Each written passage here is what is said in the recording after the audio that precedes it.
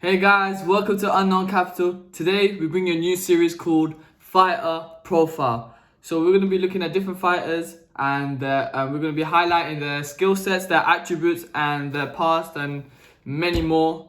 Today we start off with episode 1 with Israel Adesanya. Let's go. Let's start with Israel Adesanya. He was born in Lagos, Nigeria. And at the age of 10, his family thought him and his family should a better life. So him and his family moved to Auckland, New Zealand. And one day, Israel Adesanya came across this Muay Thai film called Bank, and this is where he found his love for Muay Thai. After this, he started kickboxing, and he went to China for 6 months. We had a amateur kickboxing record of 32-0. And after this, he got so interest. He started professional kickboxing, where he signed to Glory Kickboxing, which is a very big. It's like the UFC, but only for kickboxing. So this is where he went on a big reign, where he won 75 fights and 5 losses. That's crazy stats. Imagine 75 wins and 5 losses. Like let's just think about that. And this is where he went on 2 different titles. He was the cruiserweight champion and the middleweight champion. And while doing this, he tried his hands in boxing, where he has a boxing record of 5-1. And that's crazy as well. So he's been doing kickboxing and he's done boxing, and after he moved on to City Gym in I think they're based in Australia, but also in New Zealand. So the City Gym have different fighters like Dan Hooker, Andrei Volkanovski. That's the 2 people I can think of. But after this, he wanted to take part in MMA. So this is where, as we said, he moved on to City Boxing Gym, and this is where he started his MMA career. So before he signed his contract in December 2017, he had an MMA record of 11-0, and he had his first fight in February 2018. So after signing a contract with the UFC in December 2017, his first fight was against Rob Wilkinson. February 2018, am I right? Yeah, it's February 2018. Yeah. Okay, I'm right. So with that fight, he was able to knock out the guy in 1 round. Rob Wilkinson was overwhelmed. He was mentally fatigued after that fight, and we saw the greatness of Israel Adesanya. We just knew that he was going to be great in that middleweight division. The way he mixes up his techniques, and he's really fluid in the way he moves, the way he just lifts his arm up, making you think he's going to go for overhand, but quickly switches into an uppercut. It's just beautiful. Then he went on to win 3 more fights in just 5 months, and his real test was against Derek Brunson. Derek Brunson was looking to knock this guy out. He was the bigger fighter. We thought he was just going to take down Izzy and beat him up and hold him in the clinch. That's what a lot of people thought, and a lot of people underestimated Israel Adesanya, and this was his biggest test in the UFC. Well, his first biggest test.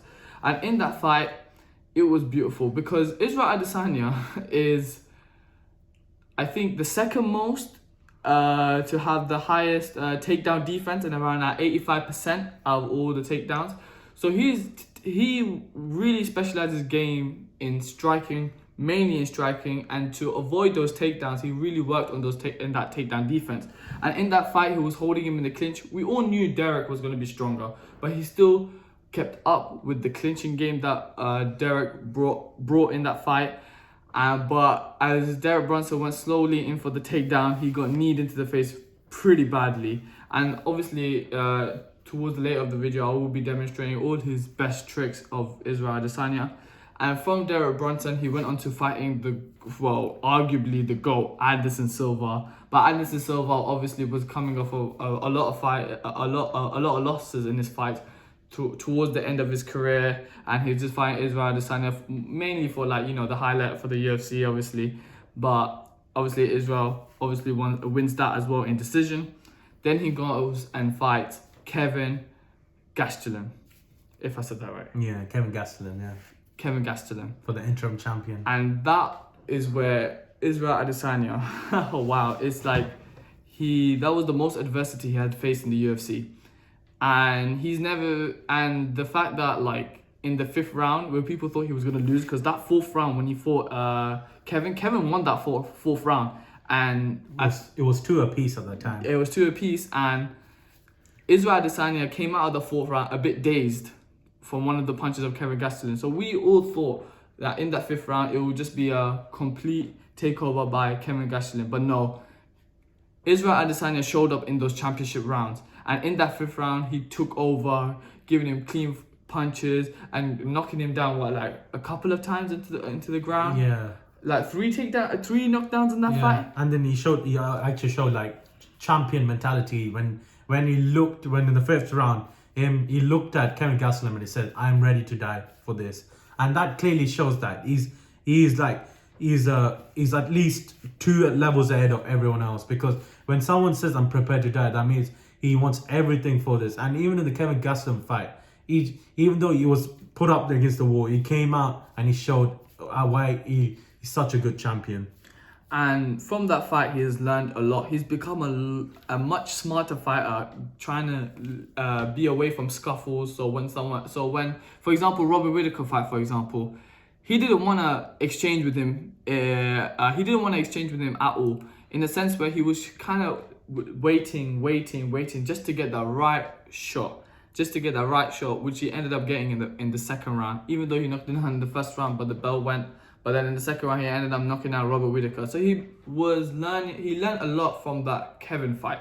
Because in that Kevin fight, he got caught a lot. And, Kevin actually won a couple of the rounds because he was a bit too careless, I'd say, Israel Adesanya. But if you look at the difference between the Robert Whittaker fight and the Kevin fight, you can see the evolution of Israel Adesanya. And that's why a lot of people thought he could fight someone like John Jones, because of the IQ level of both of these fighters. We have not seen a smarter fighter than John Jones, but then we see Israel Adesanya in the middleweight division to have that sort of IQ, which I will be demonstrating most of his tricks and tips and all of his attributes in the octagon right now. And he's one of the hardest fighters right now. Like, only a few selected fighters can do the pay-per-view buys he can do. So let's take like Owe Masvidal, Israel Adesanya, Khabib, Conor, and he's at that what's the word? He's at that champion mentality, and he's at the showman mentality as well.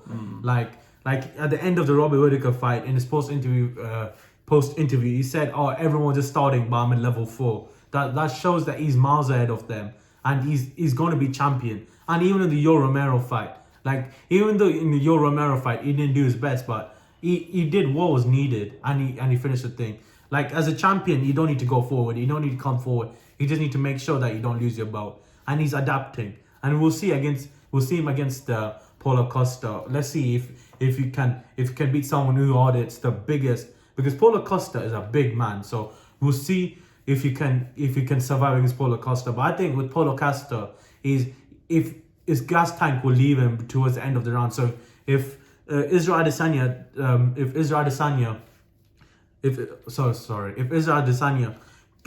just gets the gas tank done, and then at the end rounds you win. Yeah. I think, and I can't see no one beating him for right now. So I think he's going to be the champion, and he could do better than what Anderson Silva did for the middleweight division. But what's the key to his amazing ability when it comes to fighting in the stand-up? So what he does is, the main thing that he does is that he uses the opponent's anticipation against them.